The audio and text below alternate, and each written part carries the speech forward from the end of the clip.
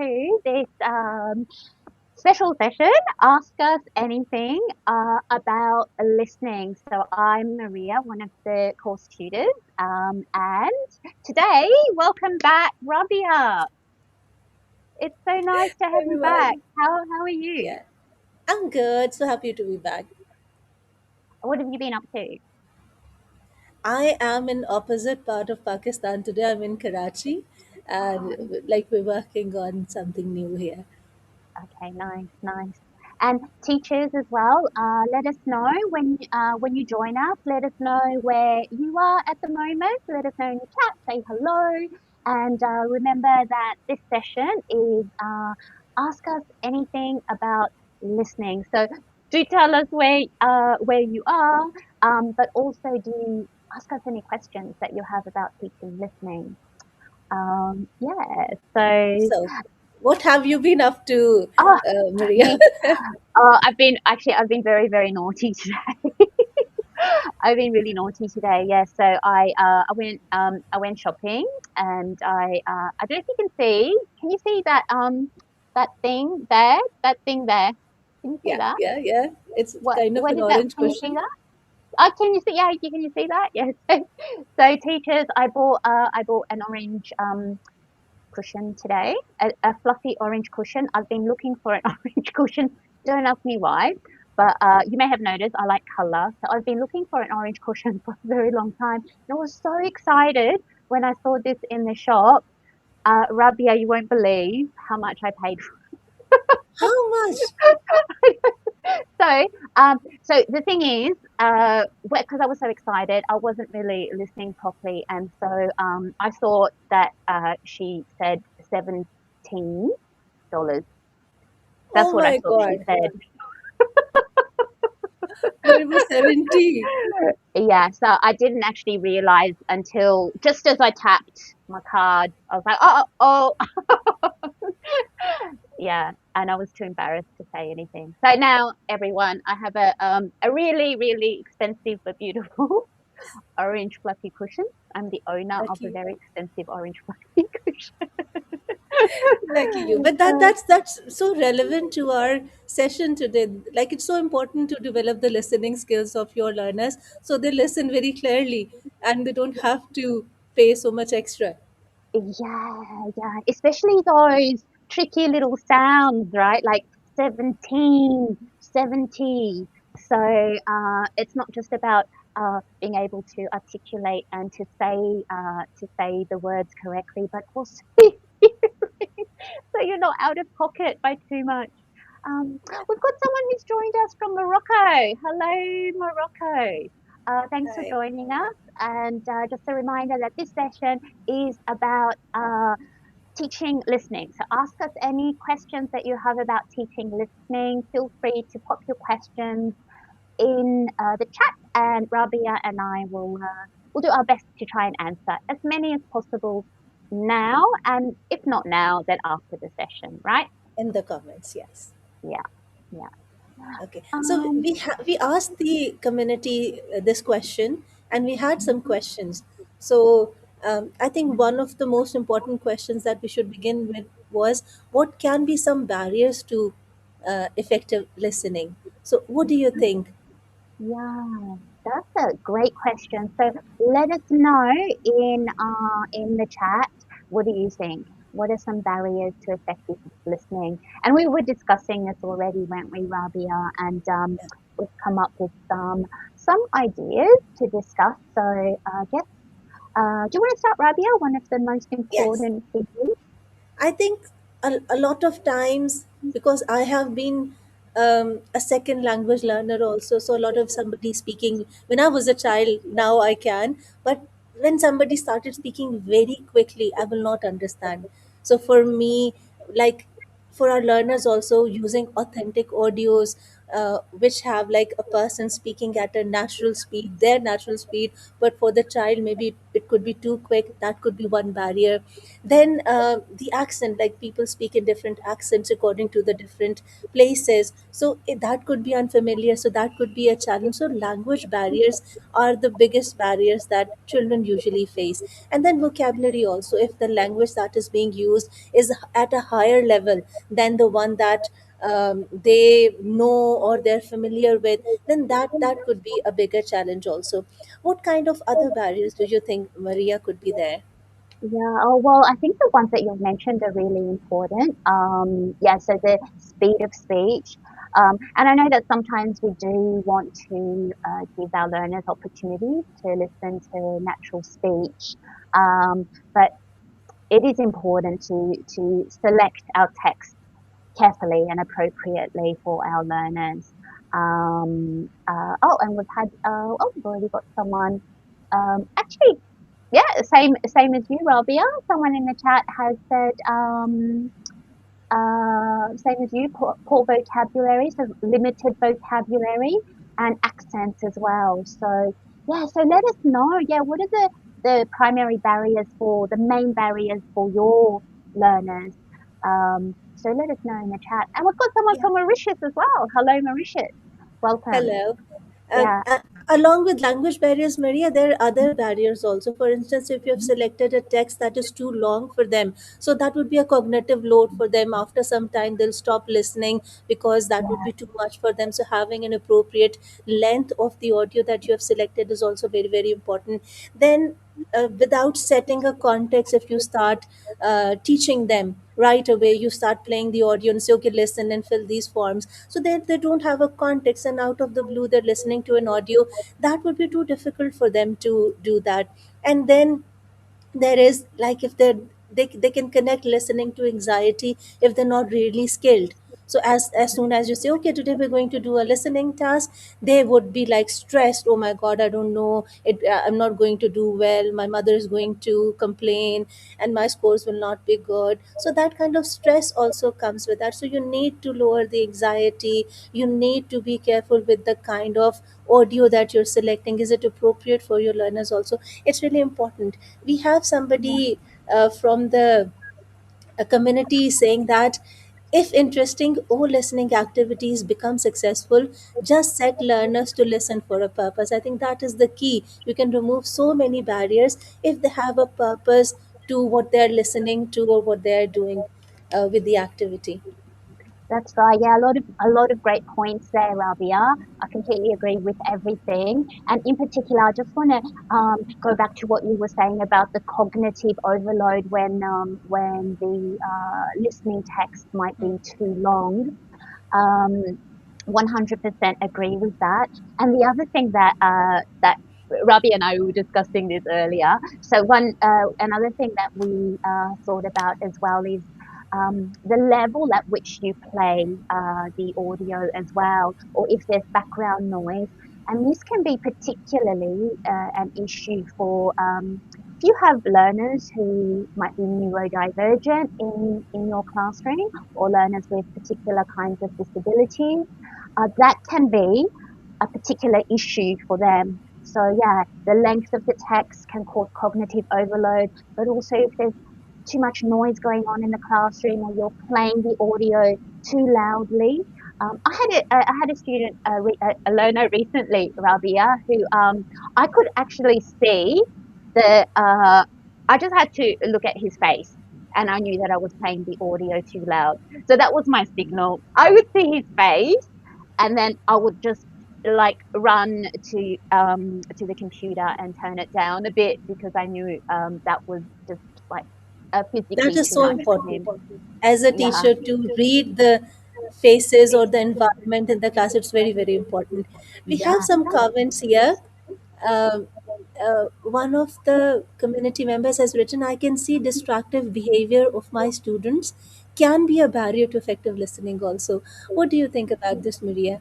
Yeah, that's an interesting comment. Yeah, so it kind of relates a little bit to what we were just talking about when there's other things going on. This noise, that noise could be because of other learners in the classroom, distracting others, not really being on task. So that could be an issue.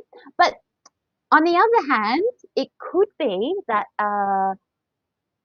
learners are feeling distracted because of as we described earlier, like the task design, perhaps the activity, the listening text is too difficult for them. So the anxiety levels rise and they become distracted. So that could be one of the reasons. So sometimes you need to think, is it they are misbehaving or they are distracting others just because they're distracting others and therefore they're not. So you have to think about what's the cause. What is the cause here? So sometimes it does pay to reflect on how have I set up the activity? Is the text itself too difficult? Is Have I given clear instructions? Because that can be very important for listening activities as well. Is the language in the text too difficult? Is the text itself too long? Is it being played too loudly? So yeah, it is important to reflect on why the students or our learners feel distracted. It looks like we've lost Rabia, but hopefully she'll be back soon. But just to say hello, I can see. Oh, Rabia, you're back. I knew you'd be back. Um, Okay. so we've had a few more people join us as well. So I was just quickly going to say hello to Paris, hello to Tanzania, hello to Peru, Egypt. Wow, amazing. So yeah. So yeah, Uh, Yeah, I wanted to also add to that question. Sorry, I just got disconnected. That it's very important to involve all the learners and have a motivating task for them so that they are really motivated and interested in what they're doing. So there will not be a lot of disruptions if we have already created some interest in what they're listening through some pre teaching, through some visuals. So I think that could be helpful also. oh, yeah, that's actually a good point. So, Rabia, we had this let's show the teachers. So, Rabia and I have these images here that we think might be suitable. Let us know in the chat if you think these images might be interesting to your learners, which age group they might appeal to. Have a look at my image. What do you see? Let us know in the chat. What do you see? What do you see in there? Lost Rabia again, but don't worry, she'll be back. She always comes back. So if you can let us know, what do you see in the picture? Uh, oh, I can. Oh yes, you can see. Yes, very nice. You can see some. Oh, here we go. Is that better? You can see. Can you see what's going on in the picture? Let us know. Yes. So thinking about this image, how might you use this for a listening activity? How could we use this particular image here for a listening activity? So one thing could be, so you have the image, before you play a listening text to your learners, you could pre-teach some of this vocabulary here. So you can use the image. Yeah, you could use the image to teach your learners some vocabulary related to a topic that you're working on. And this particular topic here might be on leisure activities.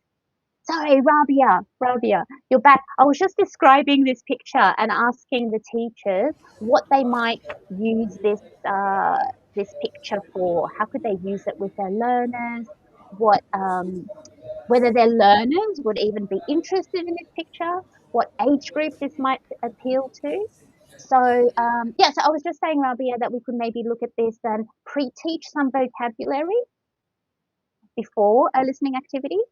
So pre-teach the vocabulary, then have learners listen to it so they're prepared. So that question, we also had a question in during the week about how can we effectively teach listening skills to young learners who may not yet understand all the vocabulary they hear. Yeah. How can we effectively teach listening to young learners who may not understand all the vocabulary that they hear. Okay, so that's one technique. Pre-teach the vocabulary. And as we discussed earlier, obviously select a topic that would be interesting to your young learners. So young learners love their physical activities, their leisure activities. So something on this topic would be interesting to them. Pre-teach the and then oh, here we go. Seems we're having a few technical issues today, but bear with us. Here we go. Okay, so you may also have noticed that Rabia had a slightly different picture to mine. So in my picture, in the corner here, I have three children playing. Can you see? Can you see what sport they're playing? Let us know in the chat. I think Rabia's coming back in a minute. Yeah. So someone said families with children in a park. I'd use the image before playing the audio related to the topic. Exactly. Fantastic. Someone else has said, I see kids playing football or kicking, riding bike and flying a kite. Yes. Beautiful. And someone else has said, lovely, great ideas here. Someone has said, get the learners to predict the content. Exactly, great. So a combination of pre-teaching and eliciting vocabulary and predicting what they think that they might hear. So you could use individual pictures. Oh, we were also discussing earlier, let's say, you give them a choice of pictures as well. So that makes the prediction task a little bit easier to manage. So again, you might pre-teach a little bit of vocabulary. Learners listen to a text, and then they need to say, okay, where did they go? Okay, perhaps it's a listening text of people describing a location or describing a holiday that they went on. So before they listen, do a little bit of pre-teaching or eliciting the vocabulary, talking about the pictures, perhaps as a class or in pairs or in groups, and then listen to the text, and then they need to say, okay, where did those people go? A or B? Okay. So that's another idea. For very young learners, you might even use actual objects. You could use actual vegetables. Yeah, you could use actual vegetables, or little toy vegetables that might be lying around if you're teaching very young learners, and just physically get them to come up. It might not be a full text. If they're very young learners, you're not going to play them a listening text that's too complicated. It might be you. It might just be you speaking the word. Okay, which one? Tomato, tomato. And have the learner run up and grab the the vegetable that you've just said. Okay. Then you can get them to do the activity together in pairs as well. Okay. So then they're practicing not just the listening but also the speaking. Always, yeah, listening first. Okay,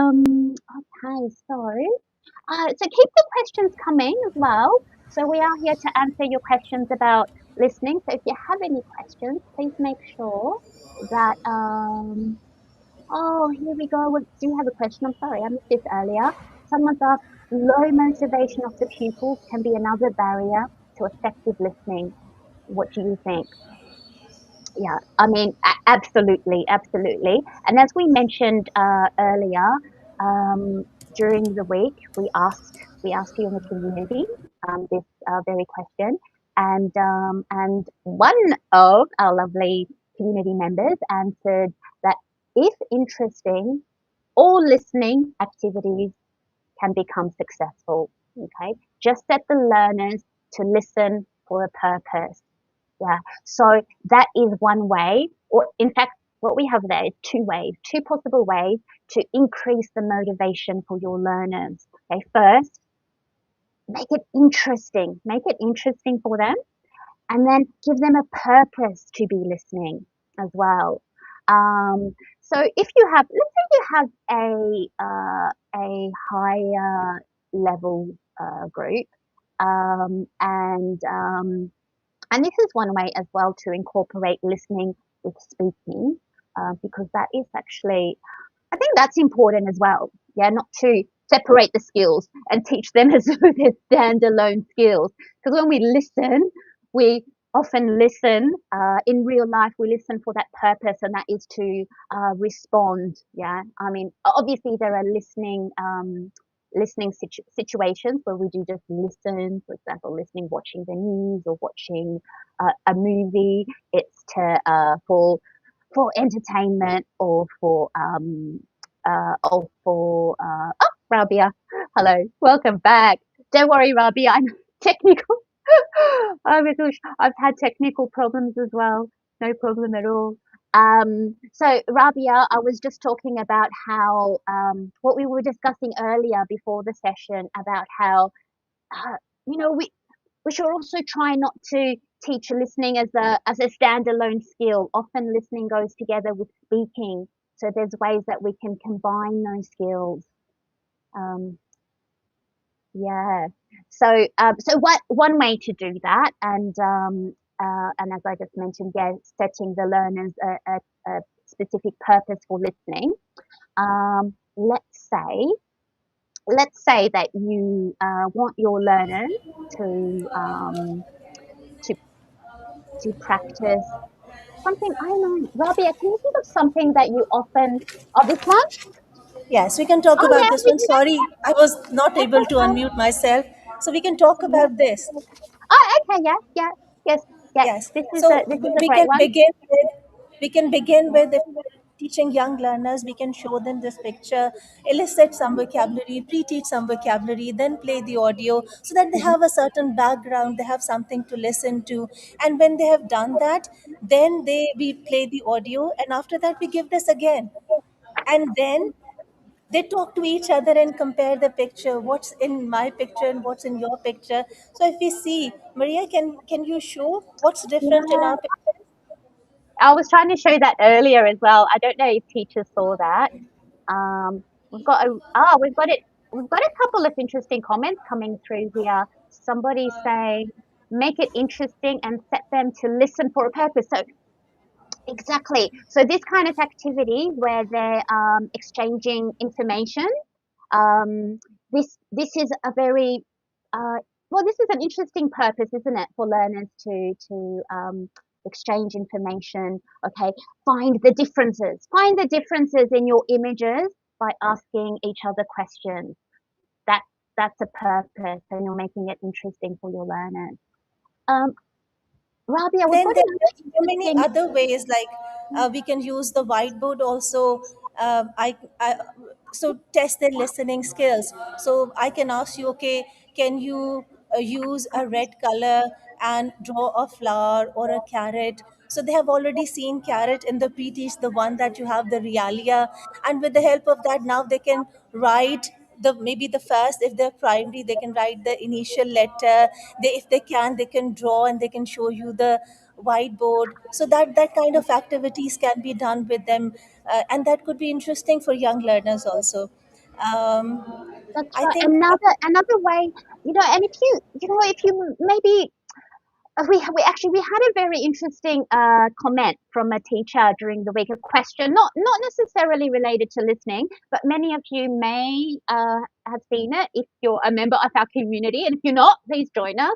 But we had a very interesting question that we then posted into the community during the week, where a teacher asked, like, how can I plan so many lessons when I have 20 lessons a week at all different levels, grades 4 and 5 or 3 and 4. I can't remember what it was. I'm really sorry. But and yeah, and let us know in the chat if you have this experience as well. Do you have this experience where you've got so many lessons to plan, so many different levels? How do you do it? How do you do it? So one very simple listening activity that you can do, which involves using your learners to listen to each other, because that is also listening. Get learners to listen to each other and to listen actively to each other. So a very simple activity is give your learners a little task to ask each other some questions, and the purpose would be simply Okay, talk to each other, for example, talk to each other about what you did at the weekend. Find three things that are the same. Find three things that are the same. So that's the purpose. They're wanting to find out information from their partner. So they're asking. They're having to listen as well. So this active listening that they're engaging in, and they want to find those three things that they have in common regarding that topic. And you could even, to make it more visual and to guide them as they're doing that, you could give them a little Venn diagram to complete as they're doing that. And once they complete that middle bit with the three things that they have in common, then the task is complete. It's a wonderful activity and giving them organization skills side by side as well. There is another one, just the same analytical one, where that you ask them to spot the difference. You give them something to read, and then you read it yourself. Now they're listening, but you say something wrong, something incorrect. What they read, it's not like that. So now they Yeah, have to actively listen, and now they have to, I no, no, no, what we read was this, and what you're saying. So to yeah, develop that, it's very important to develop their active listening skills. So make them active. We can do activities like that also. What do you think? yeah. I love it. I love it. I call that one, and I think that is actually in our How to Teach Listening course as well. If you haven't enrolled in that yet, I highly recommend it. Yeah, I call that one, is it Find the Lie? Something like that. Yeah. So, yeah, so you say the story Yes. and then, yeah, we you can say, also do we can also do back to back. You and I can sit with our backs to each other, and I have a picture and I'll describe. For instance, if I have this picture, we can just, there's so many ways to recycle. So we can say, yeah, okay, can you draw a slide on the top right corner, and they will. So that would be the skill of the child to give the correct instruction, and the other child to listen to carefully and write as well. So yeah, developing listening skills should not be just like you play an audio, there is something like tick and cross, true and false, is it right or not. It could be interesting in so many different ways, where they interact with the materials with. And there was one where somebody said, what if the audio doesn't work? A lot of teachers suggested that the teacher can read, but why not use the students for the listening activity? Why not make them speak and the other child listen? That could be interesting also. yeah. And that's it. That's exactly what one of our teachers who's here with us now has said. Drawing pictures is also fun. So listening and drawing pictures. And unfortunately, we are coming close to the end, but we've got another couple of really lovely comments that I'd like to share as well. Someone also said creating some anticipation. So going back to that question about learners not being so motivated or being distracted, how can we get them on task? So this is a lovely comment. Create some anticipation and activating learners' schema and curiosity. Absolutely, 100%. Thank you for that. We go, And Maria, can we talk about something that we've just said, discourse markers? Well, and actually, yeah, that reminded me, we were talking about the importance of teaching pronunciation and listening also. A lot of people think that when we teach pronunciation, it's how to pronounce the words. I think it's how to listen for the sounds also, like what you're doing. So, what are you doing? If they are remembering or reading them in not in isolation, they will not understand what the speaker is saying. So for listening, it's very important to understand the pronunciation also. that's right. Yeah, so it is important to combine the skills. Do a little bit of bottom up listening practice as well, where you're focusing in on pronunciation features as well. I mean, obviously, first you want to get your learners to listen for gist and get the main idea, then listen for some of the details. But then why not focus in, get them to listen to one particular sentence within that listening text over and over to help them notice specific pronunciation features like connected speech, for example, or weak forms. So, yeah, that's a really great point. We've got, oh, do we have time for that last question? Maybe we can share our favorite activity with this last question, and we might have to leave it at that because it is almost time. But a lovely question. What warmer activities can you suggest to develop listening skills among primary level learners? What's your favorite one? Again, it depends on them. Animal pairs, sit, seat, Yeah. pen. So maybe they have to go to one corner of the room very Mhm. quickly. If I say the short sound or the long sound, they have to go to one corner of the room. That could be interesting. Ah, yeah, yes, the sides of the room activity. That's really nice. Yeah. Or simply like the using images. So if they're very young learners, okay, say a word, okay, which like the activity that I mentioned earlier, you could use any kind of pictures. Okay, which one is it? And then get them to practice with each other as well. So yeah, unfortunately, we've come to the end now. Rabia, we're going to have to say goodbye. But teachers, it's been really lovely having you here, and we hope to see you next week as well. And I hope to see you again in the community during the week. If you haven't joined our Courses for Teachers Facebook group, please do. The link will be posted, I'm sure, in in the comments. So please do join us, and we look forward to seeing you again very, very soon. Rabia, see you very soon as well. Take care, everyone. Thank you very much for joining. Thank you, Maria. Bye, Thank you. everyone. Thank Bye. you. Bye. Bye. How to share our YouTube videos and playlists. If using a shared device, check the menu at the bottom of your screen to make sure it's logged into your account. When sure you're in the right account, select Search from the top menu. Search for the British Council Teaching English channel and select it. Look down the page for British Council Teaching English, then select it. This is our channel where we share videos for teachers. Tap on Videos to see individual videos. Here you can explore our many videos for teachers. Or choose Playlists to see selections of our videos grouped by a common theme. Tap on a playlist to learn more about it. Watch the videos. Or share the playlist. From here you can share the playlist through your other apps.